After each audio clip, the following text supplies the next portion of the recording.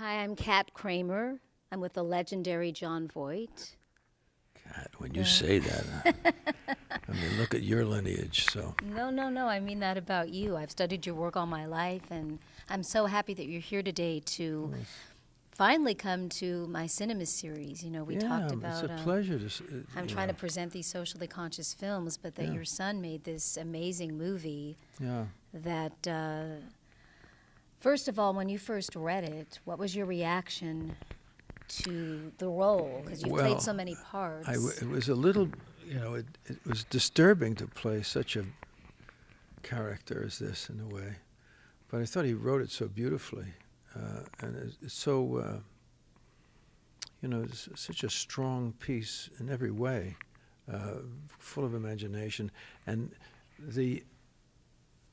just the idea of it, was it was kind of startling. And he said, well, I want you, and I want this young man, Anton Yelchin. And I hadn't known Anton's work, unfortunately. But, unfortunately for me, because his work he's really a sensational talent, But he kept saying Anton Yelchin. And finally I said, okay, let's do it. And I met Anton.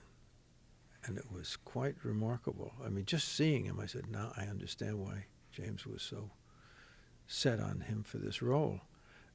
And I knew we'd be okay because of that casting, And he and James were quite a nice team, And he understood the piece because of his background as a Russian, knowing Russian literature and Dostoevsky, and that kind of thing was very natural to him. Spiritual, subject matter, and argumentation on the spiritual plane. It stimulated his imagination as well. So it was quite something to. The whole process was quite something, and especially now as I look back on it, as we've lost Anton. What a tragedy. I was just thinking it's a year. I think it was like June 16th or 9th. It's only been, it'll be a couple weeks. I was just shocked because I'd followed his work and met him and his mom and everything many years ago. And it's just a tragedy. He always wanted to come to one of my premiere events, but it never worked out with the schedule, and I'm sure he would be touched, and it gives me goosebumps to think that I'm presenting today his final screen performance. Yeah. Now, how did you prepare? I mean, you've played back. There's a lot to say about him. By the way. Well, there's a lot to say about him, and his mother, Irina, I think, is going to be here. She is, yeah. I don't know if Victor's coming as dad, but it was who they were was really remarkable. The way he attended to them, his parents, how he so deeply appreciated them, how much joy he brought to them on a daily basis. It was, he was so affectionate with them and thoughtful about them and delighted in them. He was a remarkable son, and maybe. That is as much of a crown as his great art. Well, we're dedicating the day to him, and it's bittersweet, Yes, of course. I can't imagine what it must be like for them without him. And working with him, I'm sure he learned a lot from you, but what did you draw on for the role with that? What you look on, when you look at when you have it's a two-handed piece, And it was a delight to work with him. And I didn't have anything to. James is a very good director. He's a very good director of actors. He looks at them as delightful treasures. I think actors, and he just wants to get them going and just delight in their work, get them moving. So he does everything in a nice, gentle way to support, to encourage, And he did that with us from the very beginning. And And I think our performance, we did it very quickly. You know, we didn't have much time to do this piece, but we did it very quickly. We both were on our game and had come totally prepared, and it happened very swiftly. So I'm very happy to have worked with him, and very happy to have worked with my son. Now, being that it's your son working as an actor and him as a director, how was that dynamic on set? I mean, did you separate the fact that it's father and son, or did it just happen naturally? I've always wondered, in some way, because you have that situation, in some way, you don't know until you get there what it's going to be like. But James was a wonderful director. I mean, and with directors, I'm collaborative. I'm not, I come prepared, and I come with ideas, strong ideas. And if a director is intimidated by that, by me, that could be, that's not helpful.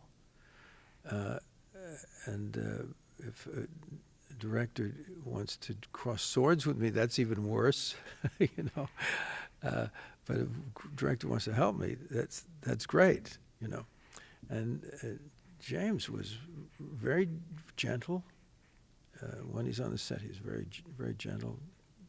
Always in good cheer, Always has a little, his lovely wit is always available to him, Because I know with my father, I was directed by him a few times, and then also just, but it does change the dynamic when you're related, and also working with my mom, too. But, you're delicate with each other a little bit, I suppose. But no, I think we have a very good relationship that way. James and I have talked a lot about a lot of things to do with art, and I have strong opinions. He has strong opinions, but in this case, he, as a director, he's very supportive of his actors, and he's always been that way. When he was in school making small films, he was always able to figure how to get a specific kind of response from a specific kind of personality. He knew how to encourage them and get them in the right track. So I used to say that to him. I said, that's a real gift,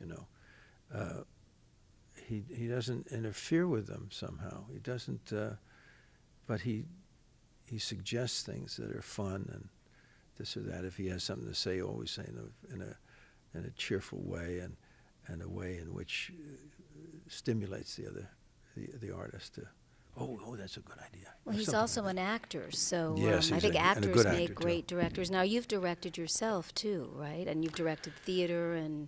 Yeah, I've done. Do you ever have any dreams of directing? No, I think not. I think I was talking to Dash Mihak yesterday, who's a wonderful actor and is in our show, Ray Donovan. He wants to direct, and he's got all this enthusiasm to do so. And I said to him that I didn't feel, of course, I'm a little on in years, and I don't need to start a new career. So, but I admire, the great direction of your dad's movies, and so many other great artists. And at one time, I thought I would probably get into directing, but I haven't. I did one little film, and it was a very nice film, a children's film. I couldn't get anybody to act in it and direct it. It was for very little money, and I went to some of my pals and asked them, and they said no. So I said, okay, I'll do it myself. I have to do it, and that's how I did it, and it was successful. It actually won some awards and was, a film that got some attention too, but not on a large scale. But in the Berlin Film Festival, they gave me the award for Best Children's Film, and that's something. That's that meant that. And that's great that you did it yourself too. That you. Yeah. Well, you do all the dirty work when you're making a low budget film, but I don't. If I had a story that I felt that needed to be made, and I was the one who understood it, I would perhaps direct again. Yes. But to just direct, like to do an episode of Ray Donovan, or to do a piece just to get attention for it or whatever. No, that wouldn't be my way of coming to that. So I don't think I'll be directing.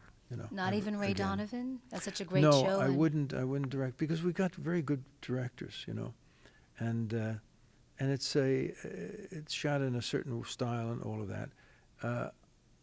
I don't need to direct it. It's taken care of. It's okay. I can suggest things while I'm working, and I do, and everybody does it. Liev certainly does, and Dash and I and all of us have our own thoughts about things, and we can express them. So in our own way, we're guiding some of it too. But it's collaboration. Yes, right? yeah.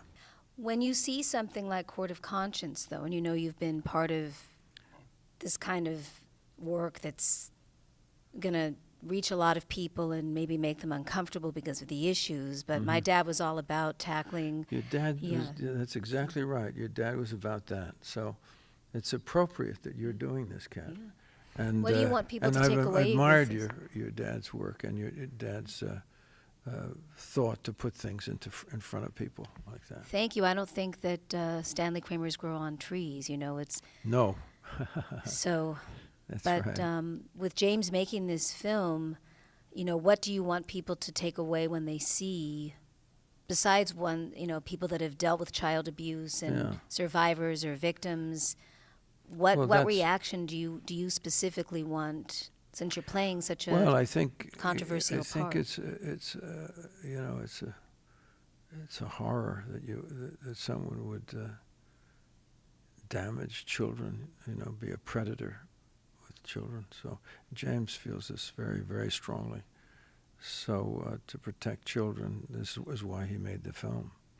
And I feel that probably that's what people will walk away with, the horror of it, There's a beautiful shot at the end of the film. This priest is in a kind of sentencing, and he's watching maybe his past or whatever, and you see a little boy come into the confessional, and he says, "Bless me, Father, for I have sinned." And this boy is what a lovely boy. I mean, he steals this film as far as I'm concerned. That last image of this pure, beautiful kid, and you say, you would take advantage of this kid? I mean, that's very powerful. Well, thank you so much. Yeah. Thank you, Kat. Honor to be here.